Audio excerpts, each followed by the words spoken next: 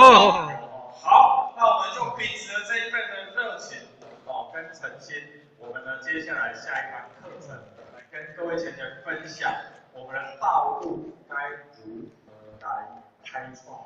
所以呢，候选人就把这一堂课的名称定得很简单，开创道路，原来我也做得到。各位浅浅，在您的心中有开创道路这4个字的观念。候选我吃饭的时候刚好跟我们的浅浅稍微聊了一下，那浅浅跟候选说，人还没有开始有责任感，是因为还没有发心。然后问一下各位浅浅，你觉得什么样才叫做发心？怎样才叫发心？关心一下，关心。在你的内心的观念，什么样的人才叫做发心？开始会关心道场，开始关心道务。赵老师说，开始会关心道务。那关心归关心啊，是你们在做啊。你最近有没有去渡人啊？这样也叫关心吧，对不对？卢姐，你最近有没有去访亲啊？这样也叫关心嘛。可是他这样叫发心嘛？或者是佛堂有班班必到，请问这样叫发心吗？或许来问一下，要浅浅。每一班佛堂，每一堂课你都有来入班，这叫发心吗？是的，是。当然，就是这位浅浅心里面的想法就叫，佛堂有班我就来入班，这叫发心。OK， 好，那李克，那你觉得什么叫发心？有参与道场的一些道路的方法。有参与开创道路的方法，这个叫发心。这样其实也对。那候选人其实候选人的观念是这样的。什么叫发心？就是这个道场发生的任何一件事情，都跟我有关系，那我就发心了。各位这样对吗？是。对啦对啊，所以刚刚才会说嘛。青少年班，你脑袋不是青少年班，中学里你脑袋当中有没有人选？而且有人说，我导班跟我来领班呢，我只是脑袋当中没有那个人选而已啊。那这样叫发心嘛？好，那或许再问一个更简单的，请问在座的各位浅浅，在你的脑袋当中，现在有没有3个你想要度他求道的名单？或许没有说要举手。这个再请或许要介绍一下，这是咱爱想的渡人网。什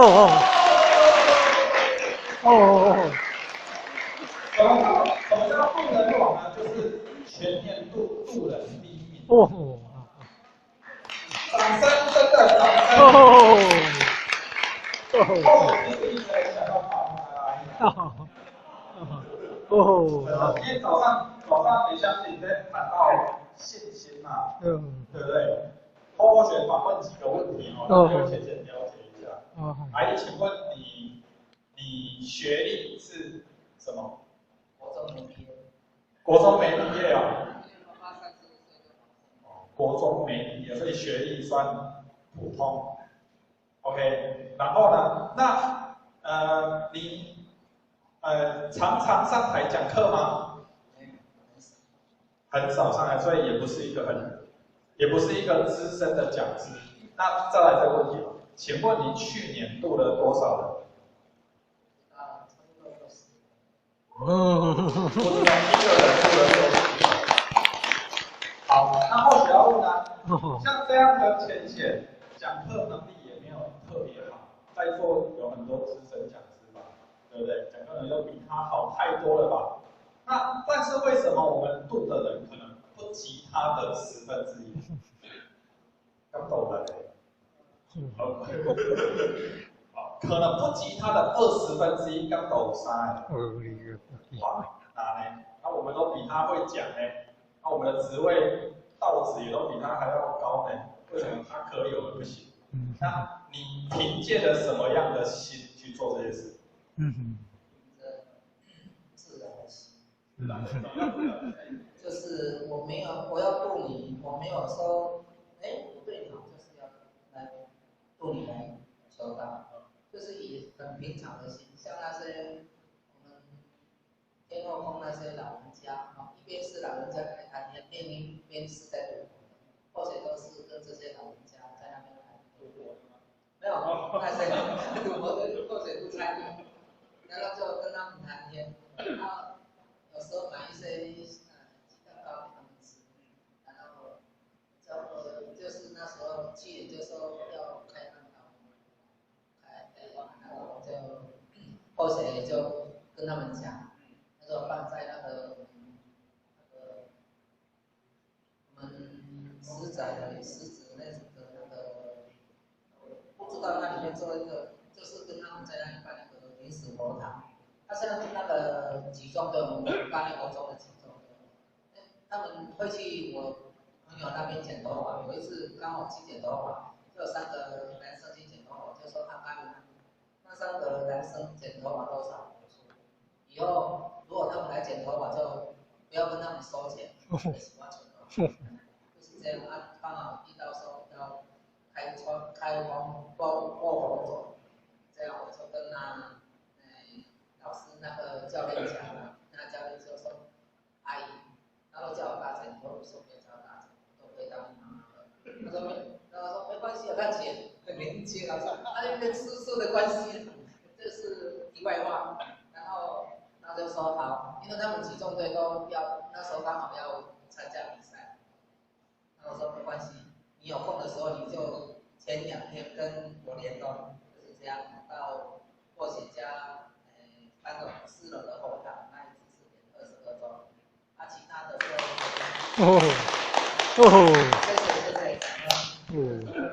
他有时候就是2个3个这样这样加起来，我没有算啊，是我大哥跟我说差不多60个。好，真的。所以也没有特别会讲课程，也不有特别会讲，你会讲3宝吗？我会讲1半的上，所以可能连上台当3宝讲师，可能都还不够完整。那为什么他可以做这么多的？其实就2个字而已，哪2个字？发心也可以，信心也可以。他就是这一份心。那后学要问哦，请问你开口他就来吗？这个做简单，这应该是佛缘具足的啦，因缘成熟了，所以开口就来。对，然后我们再给他掌声一下。好，好。所以其实就是让大家去了解，其实发心开口去度人，就是我们的那个红点还是常讲的大家有看过那个篮球比赛吗？有啦你一条球一直摕你手底下扑，底下走来走去，一直都不投篮球，有没有可能得分？那有没有人只要一投篮就马上得分的？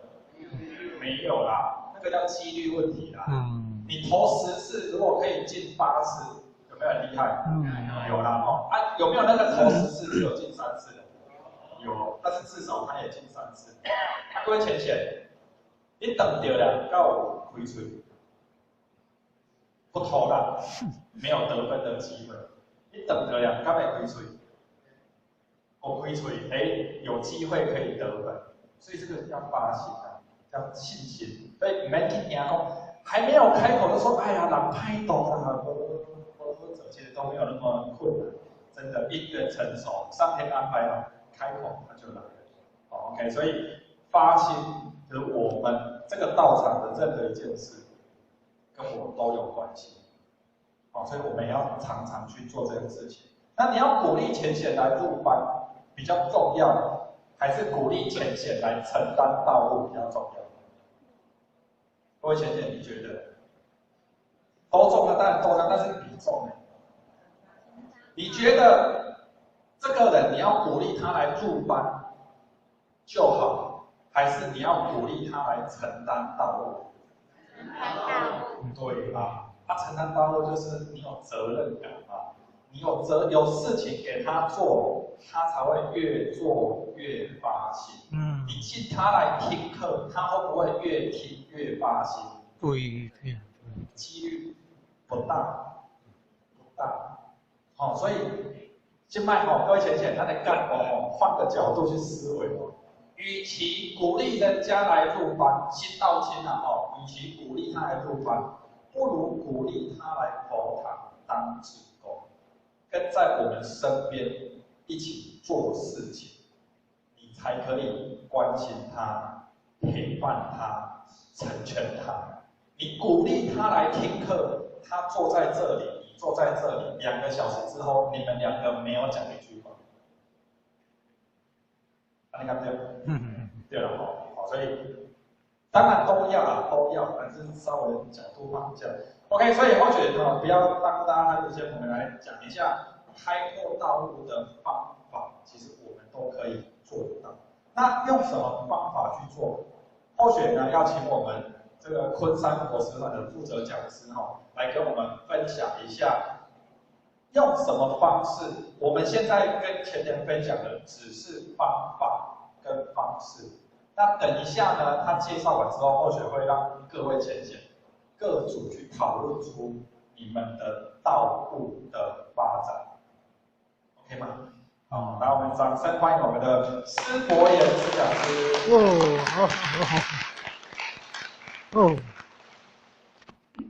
好，大凤姐姐。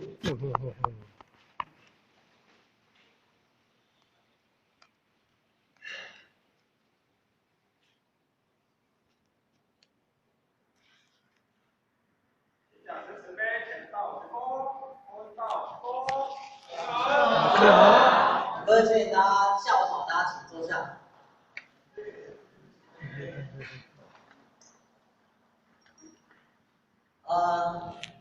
或者讲国语可以啊。讲课不太习惯讲台语的，台语不太认真。好，那或许今天要跟大家分享的是我们开创道路可以用什么样的方式来进行。像一般在业界航贸公司，大家不知道有没有听过所谓的，比如说鱼骨图、柏拉图，还有什么小学学长？心智图。心智图，然后大家有听过什么？什么图？统计。鲑鱼图。鱼骨图，对，很好。那我们今天呢，主要会以心智图来带我们大家来做一遍的训练。我们透过心智图呢，来学习怎样让我们的地方的道路可以更加的宏展。好，首先呢，大家看得到啊。心智图的训练呢，主要可以训练4个东西，一个是沟通力这里，然后企划力，还有学习力以及创造力。那所有的心智图的模式都大概长成这样，中间是它的主旨，那旁边我们这个称为枝干，枝干呢会有我们谈的第2阶，它这个东西它所相关的一些事情，然后再到第3阶，这个是小枝干，就会由粗到细。那这边就会有提到，比如说沟通力，可以训练我们简报技巧、人际关系、会议沟通等等。那我们今天要学习呢，就是透过这个鱼骨图可以学到上面这4个方向。好，这个呢是网络上有很多人用心智图，你可以做很多的分析跟讨论。比如说，有人觉得学英文非常的难，所以他就把学英文的迷思写在中间这里，这是他的心智图的主旨。他会讨论为什么学英文会有迷思。好，因此呢，他在他的枝干这边呢，像这边我看这里，他写说，文法不正确，或者是发音有腔调，看到生字、背单字，还有年纪大，还有方法、速成法，然后再往一阶去提到，比如说文法不正确的原因是因为别人听不懂，发音有腔调可能是因为英文讲不好，所以有腔调。那看到生字，你可以选择什么？你可能可以选择查字典。那再往下一个，这个也是有人也会把梦想当做心智图来做讨论。比如说梦想，让他提到，我的梦想可能有4大阶段，第一个是叫做已实现，然后移出去，我的个人、事业、生活已实现的。那未实现呢，可能也有很多。他这个只是列举，他没有写出来。就像有人会梦想我要买豪宅嘛，开名车，可是都没有做到，他可能就列在未实现这边。还有执行有分长、中、短期的计划。那我们等一下在最后讨论，大家也会去用到这个小技巧。再来呢，好，心智图的规则，最后就会讲快一点。第一个呢，颜色。我们今天因为我们素材有限啊，应该大家颜色没有很多没关系。等一下或许每组会发一张纸，然后就邀请大家我们一起来做讨论这样。然后再来是图像，有的图像是，假如你今天写颜色这个字，你可以在旁边画图，像这个人他是画一个彩虹，就代表有颜色。那如果是结构，你可以画一个加。就是去增加我们对这个文字的一个连结。那这个图像的好处也是帮助我们做一个重点整理，还有记忆它这样。然后再来是字，这个字呢，我们尽量写一些具体的做法。比如说刚好提到英文有迷失，是因为可能他说话腔调有问题，那它原因可能是因为讲得不好，所以人家听不懂。所以我们要尽量把一句话在最后第3阶的时候把它写完整一点。然后纸呢，等一下都给大家一个空白纸，原则上都是以这样横的来做一个描述。还有再来是结构，它是结构指的是我们刚刚提到中间是我们的主题或者是原因、问题等等的，然后要一层一层的切出去。基本上我们心智图就只切到3阶，第1阶是中间的这一块，像刚刚学英文的迷失。那第2阶是你学英文迷失的原因或是成分有哪些？那第3阶就是这一些原因里面它背后的原因可能是什么？这是所谓的第3阶。那线条呢？原则上我们因为电子练习我们没有很讲究一定要由粗到细，你只要能够确实的分1、2、3阶，这样就可以了。好，我们来练习一下，你们就知道心智图其实非常简单。或许这边有简单列3个小题目，第一个是长命百岁的方法，然后再来博学深渊的方法，以及这打错变化气质的方法。好，我们练习一下假设我们今天讨论的题目叫做有什么方法能够让我们长命百岁？好，吃素休息，吃素习惯休息。运动休息。好，很好，你们有达到2阶，2阶都是这样。或许简单提到好处，睡眠、饮食、情绪，那就是第2阶。那在第3阶要提到了，长命百岁带给我们什么好处？刚刚我们那个坛主有讲，他祝我们都能够讲被霸凌有事吗？可能以前人真的活很久了，那奇怪啊，那我们活很久干嘛？我们以前年轻人常讨论，我觉得我们活到60岁应该差不多了吧？那活到100岁，现在台湾是已经快进入超高龄社会了，对吧？满街都是年纪比较大的一些阿公阿嬷，他们就是没事做啊。像后学那边，后学住大林国宅，里面有超过1半以上都是过80岁的阿公阿嬷，每天他就是住在这边，然后追剧。然后追到晚上就回家，每天不然就是被他家的佣人推着轮椅，然后推1圈，然后就回来 ，every day， 然后每1年都这样。我就觉得天哪，在家里，你去家里多跟他去无聊每天都做一样的事情可是我们今天来佛堂，或许就觉得不太一样来佛堂大家可以一起学习很多事情。我们来这边修道、办道、学道，每天都非常充实。所以后学，我们有提到后学简单列啦，长命百岁很有好处嘛。第一个是你可以含饴弄孙嘛，如果你有孙子的话，可以陪他玩，但是还可以帮忙家里顾你的孙子，然后活到老可以学到老，你可以学到很多你年轻的时候没有学到的事情。然后呢，你也可以成为一部经典。当然，这个指的是如果你有认真的活到老学到老的话。或者曾经认识一个快100岁的一个阿公，他很厉害啊，他没有失智，然后非常清楚。然后问他很多事情，他竟然全部都会，包括你问他以前日战那个日军来这边的故事，他也都知道。那个人曾经被统治过，他能跟你分享以前的历史。然后就像我们道场很多很资深的前辈也是一样，他年纪算很大没错，可是他有很多人生的智慧。好在睡眠，长命百岁的方法，其实不是睡眠嘛？那睡眠呢？我们都觉得随便列的啊，不一定正确啦。第一个可能是要睡足7小时嘛，然后你每天至少午休，下午比较不会累，然后不会熬夜。这是一个方法。那饮食呢？通常我们长命百岁饮食可以怎么做？素食吃素的吃素。啊，清淡嘛，养生嘛，对，这大家都。很好，还有一个是不吃宵夜，这其实也很重要，对不对，老师？好，那像情绪呢？情绪也是主宰我们那个能不能活得长命的一个关键哦。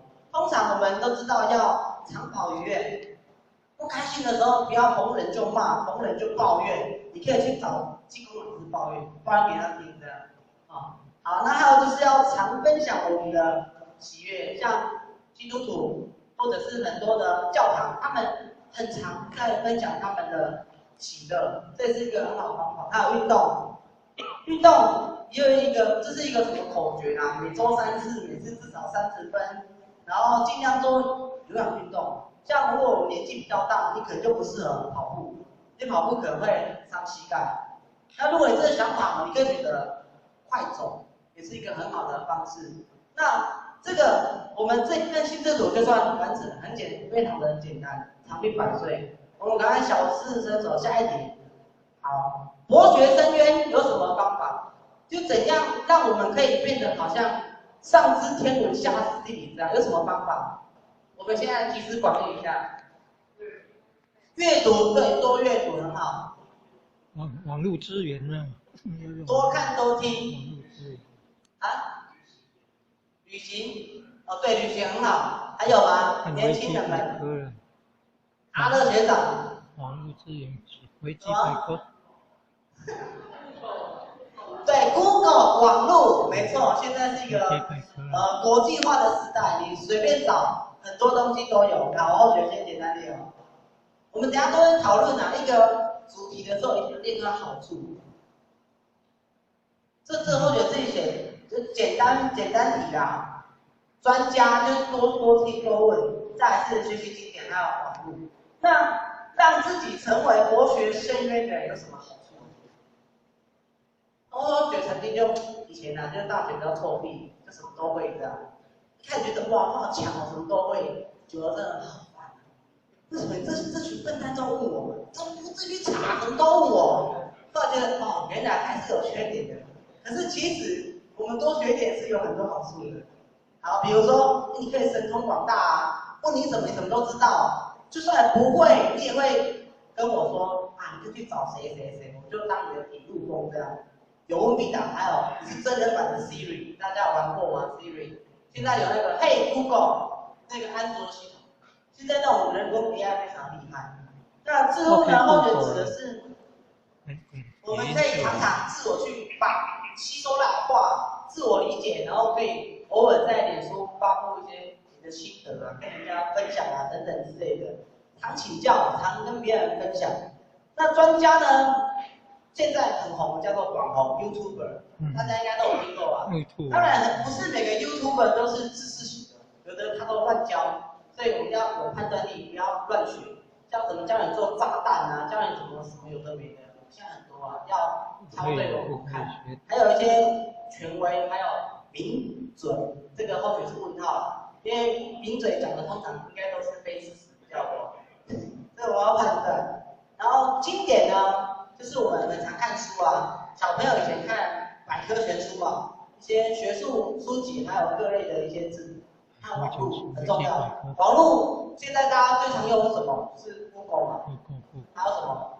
维基百科，维基如果你要找一个历 YouTube 史的话，假设啦， YouTube 维基百科，百度很好，还有什么？维基，好，最后就简单列3个了，维基、百度、Google， 随便找都一堆这样。好，再来第3题哦。那如果我们要让自己变得很有气质呢？有什么方法吗？具体的方法？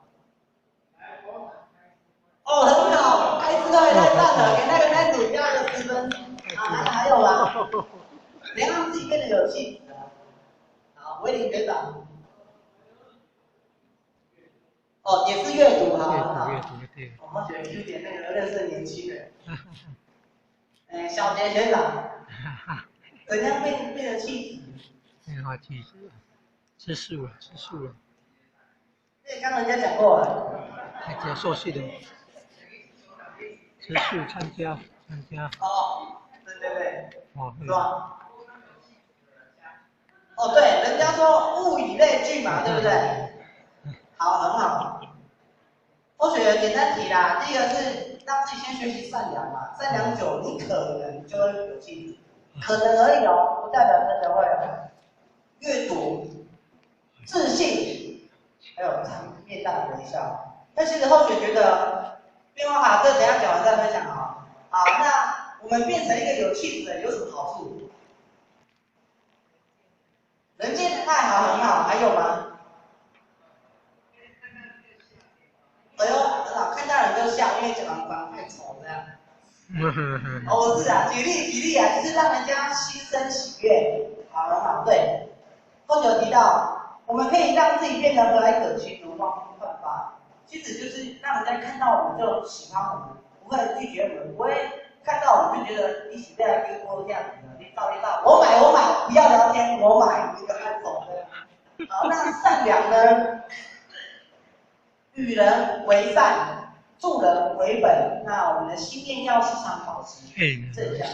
或许能发现，在出社会之后，很多同事通常啊，就是都会看你好的时候，就会想办法挖洞给你跳，他想看你出糗。那你可能今天有问题的时候，他就会想尽办法，就是要找到你那个漏洞跟小缺失，然后就故意刁难你、酸你。或者觉得啦，其实各行各业应该都还蛮多的。但是如果我们有一直学习的保持善良这件事情，当然善良要有底线啊，不要真的就是傻被人家欺负这样。有时候适当的哦反击，也不能太激烈这样。好，然后再来是阅读。像我阅读呢，道场很常读一些经典，像什么儒家的经典《论语》啊，或者是我们的佛经《弥勒救苦真经》诸如此类的，来可以慢慢的去让我们变化气质，还有自信。那自信呢，或许简单就提3个啦，一个是我们要对自己一定要非常的肯定，因为我们今天如果出去要渡人求道，你要肯定啊，你不能说支支吾吾的，因为我带你来拜拜，不是拜，我不知道，你来就知道了。可是可能你会觉得一些办法，感觉就骗人的这样，为什么一问三不知？然后再来是呢，走路不驼背。或者发现现在的年轻人，我不知道啊，或者觉得好像蛮多都是这样，就是走路就是没有办法抬头挺胸。那一部分是因为常坐久了吧，然后不运动这样。或者觉得如果你走路练习不驼背，走起路来就有风那个有风，人家觉得这个好像礼拜这样很有自信。然后不急不徐，指的是做任何事情不要总是急急忙忙的，然后看起来就是好像很赶时间这样。但有时候人家会觉得这个很奇怪，那他那波呆呆，然后又不稳重，做什么事情都是做不好又弄太快这样。还有再是微笑。那微笑呢，或者觉得我们浅大家都做得非常好，因为我们来佛堂通常都是面带微笑吧，通常啦。虽然或许有点常看到有人一进佛堂在那边吵吵这样，还是有啦。那我们要去常保笑容跟常保愉悦。那或者觉得变化气质啊，我们在佛堂，我们的弥勒祖师跟济公老师，还有我们的观世音菩萨，很好教我们一个很简单的方法。或许之前想跟学弟妹分享，就是说你想要变化气质，第一个你要先擦弥勒祖师的面霜。大家知道什么面霜吗？就常面带微笑，然后你要喷那个技工老师的香水，就是他很有度，他很有自信啊，你就是要度尽三草啊，非常有自信。然后还有要学习我们观世音菩萨的慈悲心，我的心就是够柔软。那当我做久了之后呢，人家觉得，就算以前是一个气头要这个人嘛，人家觉得哇，你这个不简单，超有气质的。像后学以前就跟那个崇文老师很像啦，就是什么抽烟喝酒这些都做过这样。没有，跟着老师可能抽烟而已呢。以前年轻不懂事，后学一样。好，那我们再来呢，要准备进入我们正题了。我们今天主要讨论，大家要去想，因为我们从上个月就一直在讨论，目前道场有面临什么样的考验嘛？那我们有什么方法去解决？然后我们最重要讨论的是，我们到底有什么方式可以让我们道路宏展，以致让我们的人才能够越来的越多这样。那我们最后，因为我们现场有一个或许算差不多12组啦，可能也有一组是只有3个，然后也就没关系，大家就看自己状况。如果你们那组3个觉得人太少，可能不好讨论，你们可以自动跟隔壁组并组这样，好吗？好，那我们等一下讨论完了，大家会把我们的作品就轮流上台，简单发表个5分钟这样，这样了解吗 ？OK 啊？我觉得大家一起来探讨啊。好，后续简单分享，我们之前一直有讨论过题目。第一个是道场2代的流失要怎么样找回来，然后还有是我们现在很多的新道亲都是处于我来底班得好，我来这上面干部，我就是入班就好。那可是这种的道亲，他可能20岁这样想，30岁也是这样想，他40岁也是这样想的时候，那怎么办？40岁了，50岁了，他还是觉得我来领班得好，他永远都没有办法成为我们的人才。那这人等于这游戏呢？所以我们要学习把这些棒子交给每一个，让他们都变成强棒。还有就是我们的读经班，包括很多道路都是一样，我们怎么透过活动让他们能够求道，成为人才，最后都能够担任我们一方的道路。好，那让道路宏展。去年呢，我们的2代班有一个讲师有分享到，他们是经营伙食团，然后是以桌游的方式来吸引学生进来这个道场。那我们道场其实后学知道，现在有很多的方法，像有人泡茶，还有插花，还有烹饪课，还有很多的，就是吸引那些地方的一些浅显，能够每个礼拜或1天到这个地方做聚会，然后再一步引导他们进来道场承担干部，这都是非常多的方法。那我们今天呢很简单，我们大家的主旨就一样就好，因为这样比较方便做讨论。我们的主旨呢叫做道路宏展的方法。那我们的枝干呢里面要有提到，至少提到几点啊？我觉得简单点，第一个是你道路宏展未来的展望是什么？你希望以后你的道场能够成为一个什么样的状态？还有你有上什么课程啊？你的内容是什么？还有你们怎么去分工的？像伙食团有分3组，道务、文书跟活动。那或者相信每一组分的组别可能不太一样，以及你用什么方式去成全他们？干部之间的自我成长又是什么？平常干部有在做自我培训吗？有自己去上网找一些知识，然后自己去阅读吗？还有最后一个是，你有地方资源吗？比如说你今天做读经班，你有相关附近的读经班的讲师，或者是伙食团志工，或是道场浅显来帮你这个地方一起让你的读经班起来吗？这是我们可以去讨论的。那在我们的主干下面的枝干呢，里面就是要提到你的结构、目标还有方法，你要怎么做，可以怎么做，或者是有什么样的原因造成这样。那首先让大家看一下其他道场他们做过的。第一个呢，这个是这一组，这个字好像有点小，我喜欢念的哦。他有提到说他的目标是希望3多然后可以越来越多人设佛堂。然后第二个，这是他们希望可以一定要善用时间，家访，然后一日一行，这个指应该是常常跟浅浅分享一些善知识。然后还有广结善缘，他有提到他们开很多才艺班、平安斋、办义诊、母亲节活动，用这些活动来吸引道亲。还有自我成长部分，他们有提到，他们有自己的培训课、道场的讲座，好，然后再来是集思广益，里面有办道、读经、助人经验分享，这应该都比较偏用讲座的方式来培训自己的人才，或者是吸引道亲。还有团队合作，里面有提到共同成长，他们有一个叫做5年的研究班，跟我们的人才教育班蛮像的。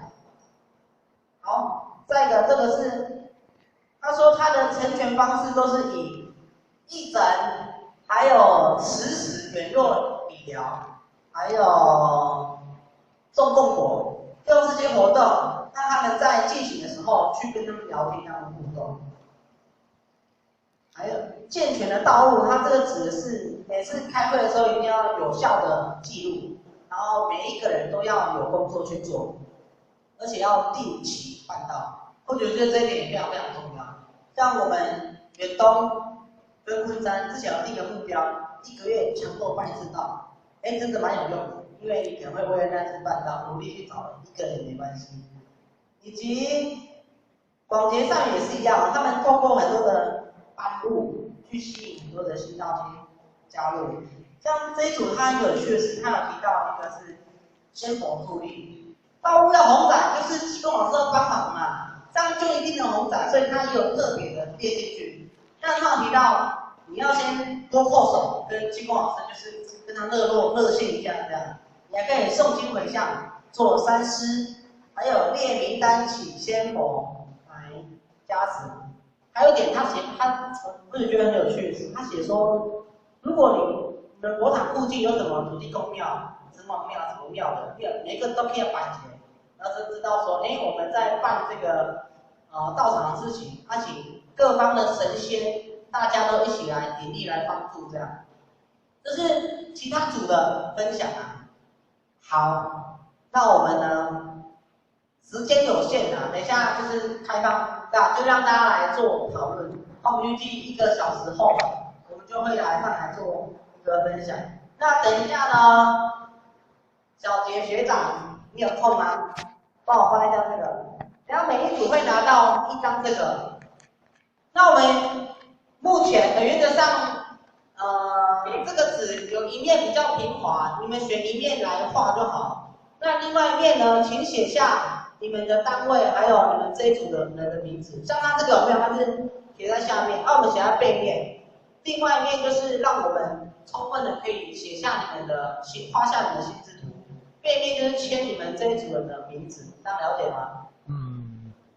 好，那现在请大家如果要换组的，如果要合组的，请现在可以先移动哦。如果没有，就是以1桌为1组这样。我们其实早上已经有帮各位前员分享了。那每一桌应该都有各自的团队的道路团队在进行跟运作。前线慈悲，一心的前线慈悲，第1组跟第2组请分开，不要在一起，这样我们讨论出来的东西不会自主。第1组有第1组的办道模式，第2组有第2组的办道模式。而且或者顺便跟前言讲一下，为什么会有这么坚持？是因为第1组的干部的第1组做第1组的代志，第2组的干部的做第2组的代志。你把第1组跟第2组合并起来，人变多了，事情变少了，这样会变成很多人没有事情做，道路不会红展。所以候选人坚持一定要各个团队各自分开。那等一下大家讨论的时候也是一样哦。第1组请针对候选人讲一心第1组请针对第1组可以做得到、可以想得到的道路方向去写心智图。第2组请针对第2组你们的现况去规划目前的火吃团就写火吃团的。那其他的像人格也是一样，人格可能就是一个比较多，你们也可以分2组去讨论，也可以，或是要大家一起讨论，其实都可以。那其他的爱想的组别，就按照现在的桌次去规划。好，那我们就是1个小时，把这样的一个模式，题目在这里。后学建议不要想大方向。什么叫讲大方向？合成单位想整个合成的大方向，那想到最后你会发现都是空壳子，都只是一个口号而已，并没有实际的方法在运作，那个对道路没有太大的帮助。所以请针对比较聚焦的道路去做，所以后学才会说要分小组去做这样的事情，这样可以吗？好，可以哦。好，那现在我们就开放让各组的简写开始运作了。好，谢谢。谢谢，可能。